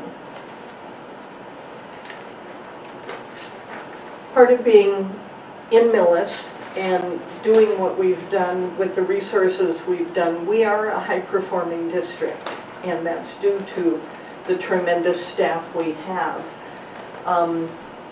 But we know that we can do better and that our kids deserve better. There is a great amount of research, over 40 years of research, on what it takes to be a superb learning organization, what it takes to have a culture of continuous improvement, and what it takes to support what kids need. So the curriculum work I mentioned, especially right now in the science area, and the state is tackling social studies and math and English next, looking at revisions, but right now we're focused on science. We need guaranteed and viable curriculum. That means a curriculum that we can that is aligned K to 12, and that is aligned so that students have an opportunity to learn it. That's what it means by viable, and that comes from the Marzano research. We do have a clear instructional vision. What we haven't been able to do is support with funding the professional development that is needed to give teachers the time to implement that clear instructional vision. It is proven that it is better to have fewer goals and do deep implementation in those few things and do those well. And that comes from Doug Reeves' research. And that's what we've tried to do. It really is a mantra that each year we take personalization deeper in Millis and try not to add on new things. Now, new things happen to us sometimes, or curriculum needs to be revised, but our focus remains the same, and the teachers really do a tremendous job with this. As I get so excited as I go around and listen to each of the teams, because I learn from them so more of the detail of the tremendous things they're doing, and I am very impressed, just very, very impressed. I met with 4th grade today, blew me away. So it's really good stuff. And I think that translates into the reputation that is there. We know that we have to have highly qualified staff and respected staff, and that if you've looked at the research about Finland and other countries, that is part of why Massachusetts, as having a higher professional salary for teachers, it's why we are part of why we are first in the nation when it comes to student learning and achievement. But the teachers need time for collaboration and planning and doing that curriculum development work. And then we have to support, in the way Finland does, wraparound services for those students who are below grade level or have social emotional needs, and also language learners. And one of the things we've been working on in Millis too is providing the challenge for students who are highly motivated or high ability in an area. And that is something that I'm seeing a lot more success, that teachers are able to challenge those highly motivated or high ability students, because every student deserves a year's worth of growth. And the worst thing is, well, not the worst thing, but it's not good when a student languishes in a classroom and isn't challenged. And so part of what we know works is our good community parental support and involvement. And that's a crucial piece too, and the research is very clear that that's a critical piece of success. So that is my segue into our essential educational needs for the upcoming year beyond just a level service budget. In addition to restoring some of the positions we've had to cut, there are other needs, and we need more. 1.2, we're proposing computer technicians, because we have over 1,700 devices throughout the buildings. It's seamless, the technology is used all the time, and it's invisible because it's used in the correct ways in the service of personalizing learning.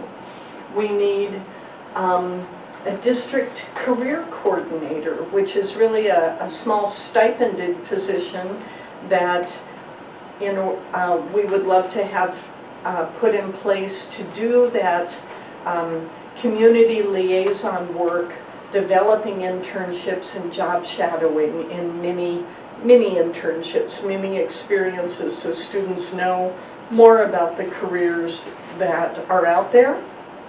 And for example, my oldest daughter thought she wanted to be a lawyer until she found out really what lawyers have to do. And so it's critical that they learn what the job is really like, and you do that by going out to the world and spending some time there. And so we're working on you heard Mr. Mullaney talk about the STEM Scholars and the Global Scholars programs, and these are not my ideas, these are ideas that my own freshman daughter is experiencing at Nipmuc High School that I was very impressed with, and came back and talked to the guidance department. And the career fair that is happening tomorrow is a result of their fabulous gung-ho attitude to really make it happen in Millis, because this is what we need to be doing for kids. The elementary school, Clyde Brown, is our largest school with over 500 students, and Mr. Phelps has no support, no assistant principal.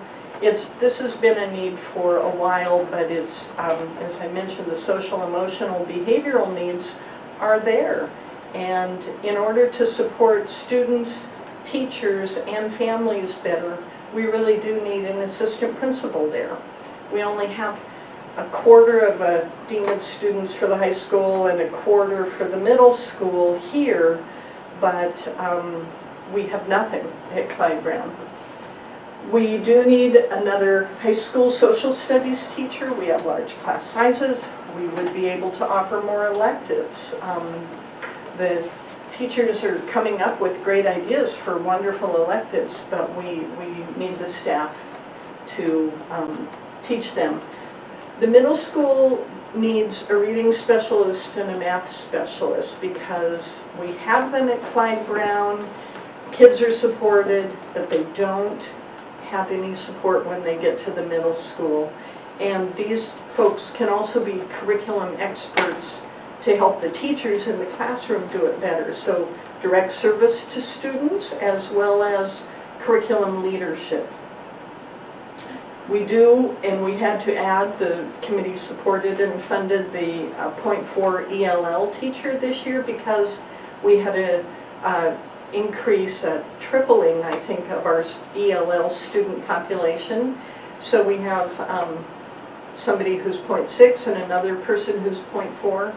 And unless enrollment changes, we don't anticipate it changing, but we need to maintain that for next year. We also could use another high school math teacher. High school is where we have our large population right now.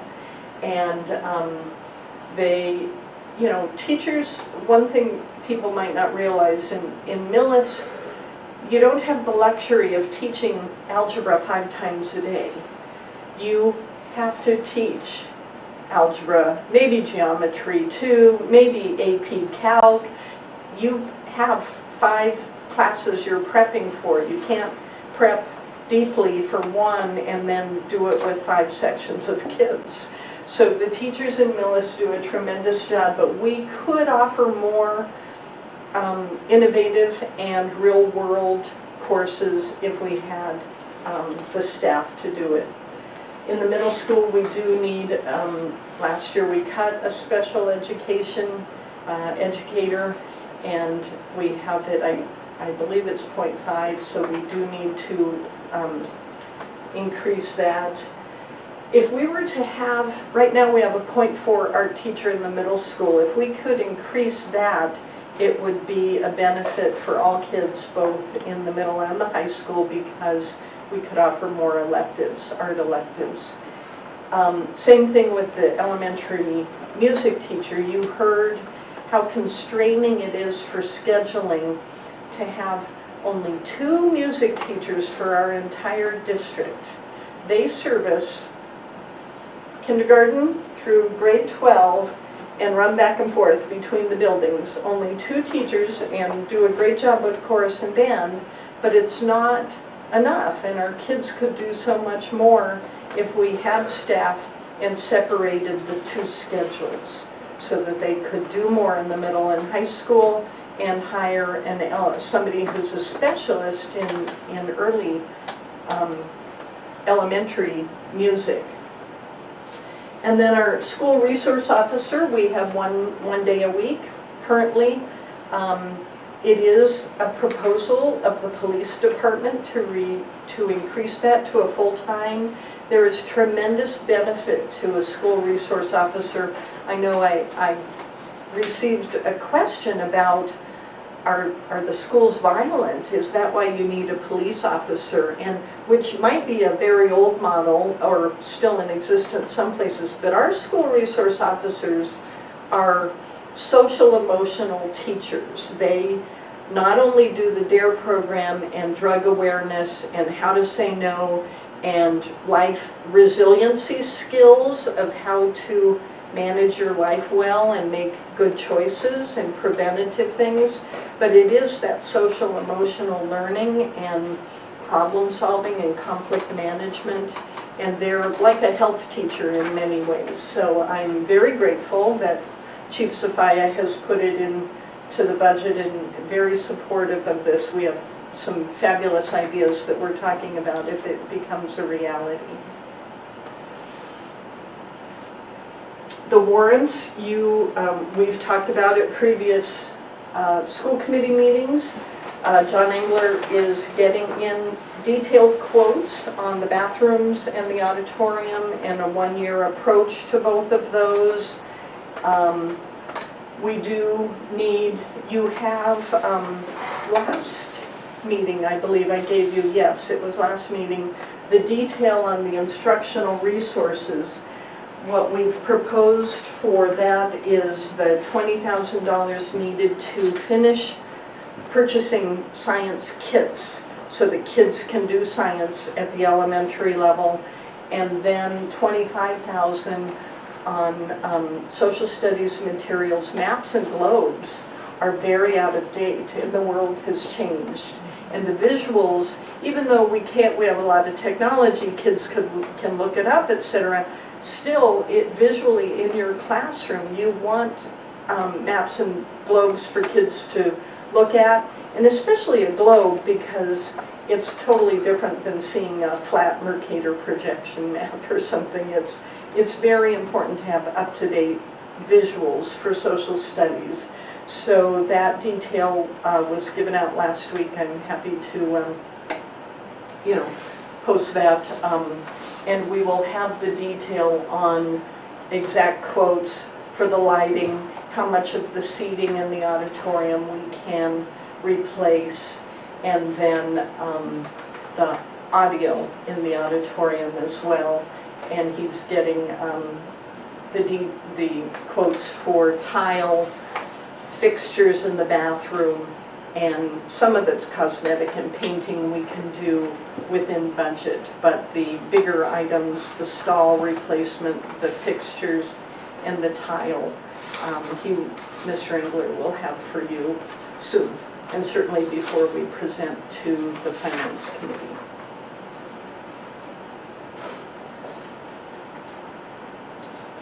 And this is one of my favorite quotes. I used it last year and I loved it so much I'm using it again this year because it captures what we try to do as a school district, teaching to the commonalities that students share as human beings and the variability that they bring with them as individuals.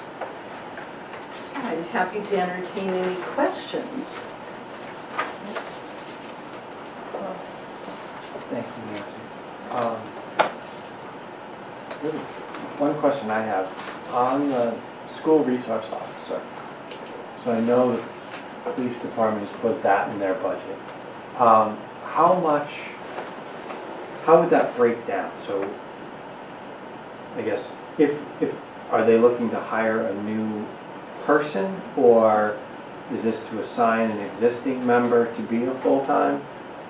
Yes, I believe, and I don't want to speak for the chief, but I believe it's the current person we're extremely happy with would become full-time and backfill. I believe they have a position that was never filled and they would be backfilling with new hires. Okay. So I can find out the detail. I think it'd be, because really what the question that I'm getting to is what percent, so the school resource, if the current school resource officer is deemed to be a 1.0 school resource officer, I'm guessing then does that mean he'll be in the building every day, 5 days a week for the whole school year? Well, what about the months that we're not in school? And I guess really the question is, how much then of his total annual salary, the total annual cost should be deemed to be as the school resource officer? My guess is he's not taking summers off. Right. I don't know how In the school, shifts would work, if he'd still be doing work because the school day's only 6 hours long, so right, there must be other. because what I could anticipate is if this was put into if additional funds are added to the police budget for the purpose of backfilling this 1.0 position, there's a portion of that increase is to benefit the school. And so I think we should have a good understanding of what that dollar value is as we understand what the increased revenue to the town is for this year, and as it gets allocated, that we know how much, how much of our 65% would go to because my position would be and I think it would be only fair to say, if we're getting the benefit of school resource officer full-time, then the cost of that comes out of our 65%. Well, it is not, our list is prioritized. And it is important to us, but it is not our priority if there were a limited amount of funds. And so we have a lot of great ideas of how to make that very value added, but it is, there are other things that I would consider more crucial to the educational program here.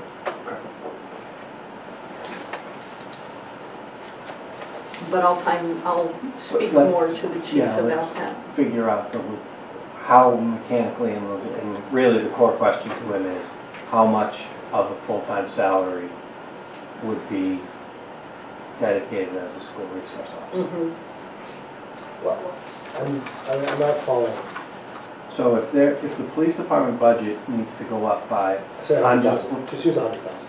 if it's going up by $100,000 to hire a new officer so that the school resource officer can be here 5 days a week instead of 1, 4 days is 80, say that's 80%. Then 80% of that 100,000 is to put a body in the school. They're taking money out of, if now we've got $500,000, that has to be split 65-35. But 80,000 is going through the police department to staff a body for the school that we are going to, that we are going with the police department to say is a need of the school. Then I think there's a fair argument that says that 80,000 comes out of the 65% that would otherwise be allocated to the school. Well, I It's a I philosophical, assumed it'd be the opposite, out of the 35%, but, yeah.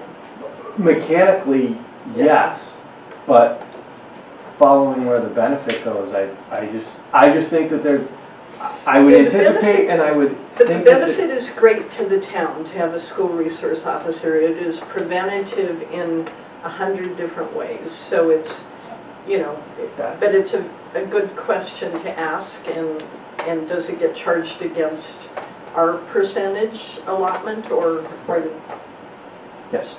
the town's?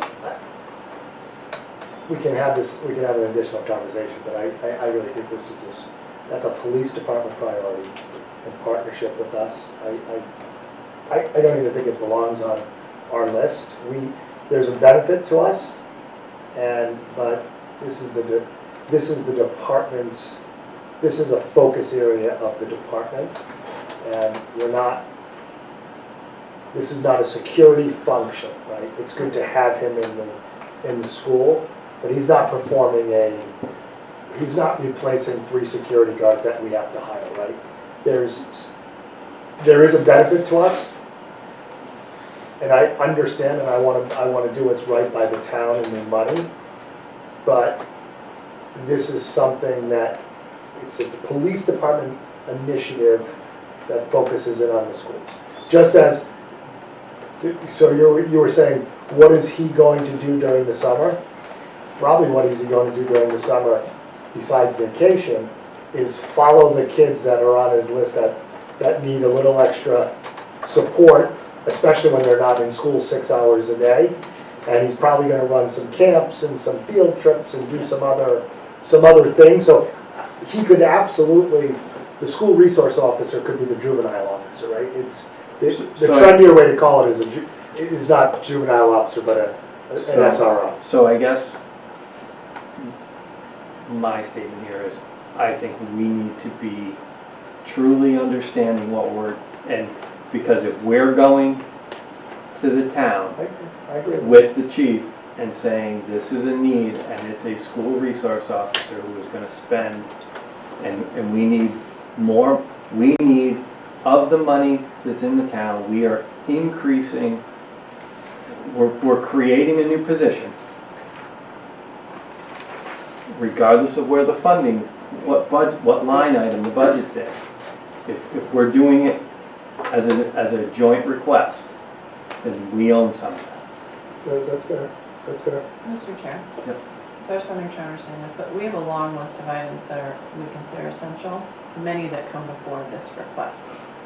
So are you But it- suggesting that the town will bump it just as a priority and then we'll be forced to fund it? I would, Have less I think that if, proposed? I think that if the school department and the police chief are going, and this is a top priority for the police chief, and the school is agreeing, and then the town funds the resource officer. I just think that there is a legitimate So we need to understand the priority of this Sure. this position. We're not asking him to, maybe I'm not understanding, but are we asking the police chief to add this position? I don't know I don't know that it was a request of either side or a joint. We can ask the superintendent, she's right here. Yeah. If, in the past, we've agreed, the current chief and myself, that it would be great to expand the SRO's number of hours he could spend in the schools, and the current police chief was an SRO, Sure. so he gets what the possibilities are, but it is, as you said, it is not, we have more critical educational needs, and it is not a joint funded position in that I'm not requesting funding for it. The police chief is, and I understand that with limited resources, if it's that it could take on a priority that may not be our priority. So I think Basically. we as a committee, as we go through these next couple of months, if we are presented or a scenario plays out that an option is to fund this resource officer at 1.0, and that's got to come out of new money. Whether so what I'm seeing head shaking that we would take the stance that we would not be supportive of using any of what would otherwise be the 65% that we are getting to fund that position, even though that funding would, the result of that funding is going to put a body in this building for 4 more days a week during the school year. It sounds like there's a benefit to the position, but we just have way too many other priorities to teach the students. And we can't have it all, so we have to make some choices. I wanna hold the final decision on my part until it plays out. I don't wanna kill this. I don't wanna kill this right now by saying we're not gonna agree, because So- I wanna let it play out and see what happens. Because we don't know where the money's coming from, we don't know, And that's fine. they're going through a whole budget process. Right. There could be savings in other areas that it may not, So we should just put it on our radar that that's a part of the discussion we need to have. I support that. I'm not ready to support not that saying we don't want this. Mr. Chair, I'll just make an observation that although our budget from the operating budget is $14,985,771, so effectively $15 million, we're spending hundreds of extra thousands of dollars from many different sources. One of the biggest ones is school choice. And there was a lot of conversation last fall about charter schools, and money was leaving districts and it was stripping districts of money. Well, we happen to be benefiting next year approximately $400,000 worth of money coming from other districts. So the special interest groups were very concerned about that, but we are benefiting immensely. In fact, we have 6 teachers that are funded out of that money, and if that money went away because we were going to say we don't want to take money from other districts, those 6 teachers would be out the door because we could not afford them. So it costs a lot to run these schools, and it's not just all in the operating budget.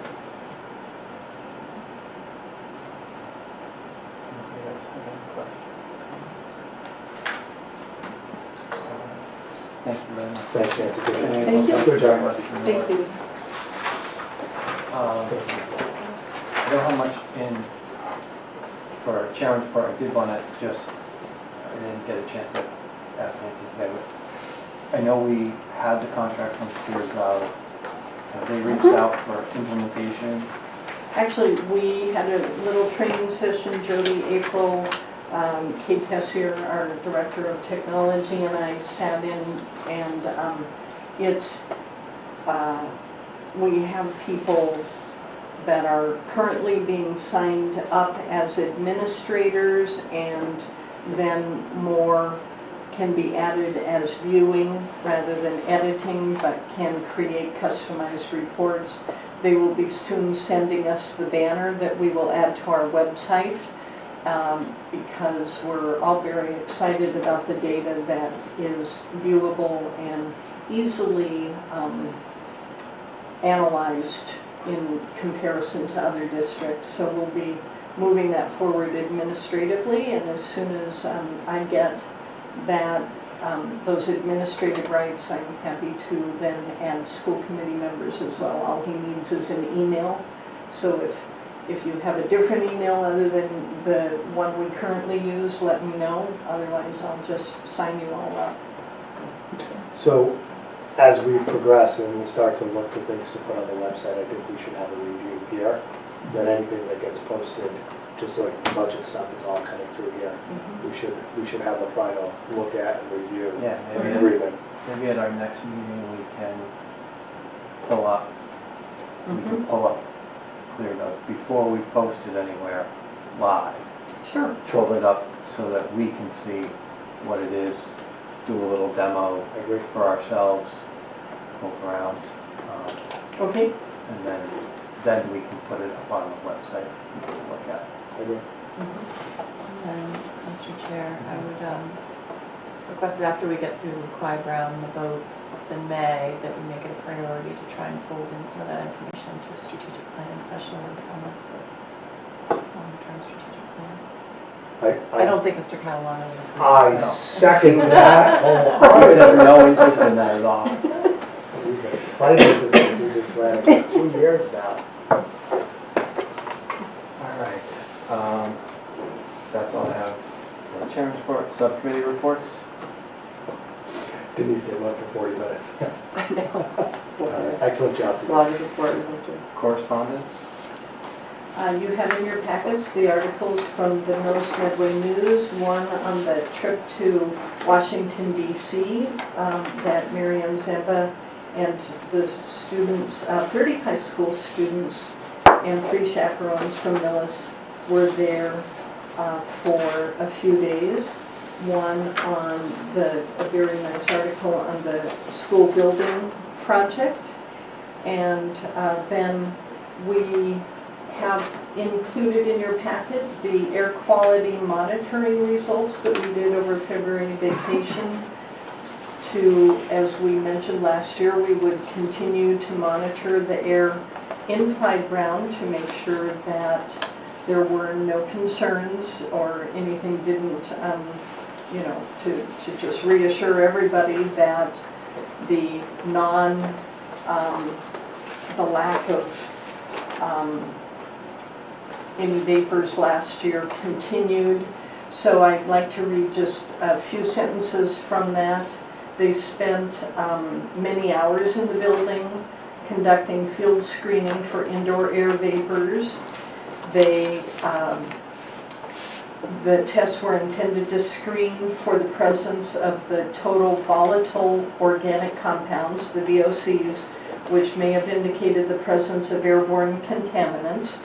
The field screening was conducted at all of the 2016 screening locations, including the ambient air in all rooms of the elementary school, including the modular classroom unit, all accessible sink drains associated under sink storage cabinets, the toilet floor interfaces, accessible floor drains, accessible wall and ceiling vents, accessible piping or conduit structures, and the airstream coming from all accessible interior univents that are located within the classrooms. In addition to the historically screened locations, a floor crack located in the southwestern corner of the boys' bathroom near the main office was identified and screened. All screening results were below the instrument detection level of 0 parts 0.0 parts per million by volume. And Table 1 presents the summary of the airfield screening results conducted by the firm with no concerns at all, no indication of any VOCs or volatile organic chemicals. So that was good news. Any school committee announcements? Denise? I'm gonna be at the Board of Selectmen and the FinCom next week presenting on the school building project. If you weren't able to attend last Thursday or attend this, feel free to join us, and there'll be one the day after St. Patrick's Day at 10 a.m. in the library. Plenty of opportunities to learn about the project. I do not have any. All right, we have no old or new business, and there is no update on the grievance, so we do not have executive session. So I will take a motion to adjourn. Mr. Chair, make a motion to adjourn. All in favor? Yeah, second. All in favor? Aye. Motion carries. Thank you all very much. Have a good night.